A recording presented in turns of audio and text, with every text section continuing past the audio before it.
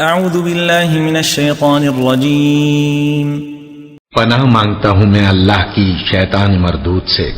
للہ ما فی السماوات وما فی الارض وَإِن تُبْدُوا مَا فِي أَنفُسِكُمْ أَوْ تُخْفُوهُ يُحَاسِبْكُم بِهِ اللَّهُ فَيَغْفِرُ لِمَن يَشَاءُ وَيُعَذِّبُ مَن يَشَاءُ وَاللَّهُ عَلَى كُلِّ شَيْءٍ قَدِيرٌ۔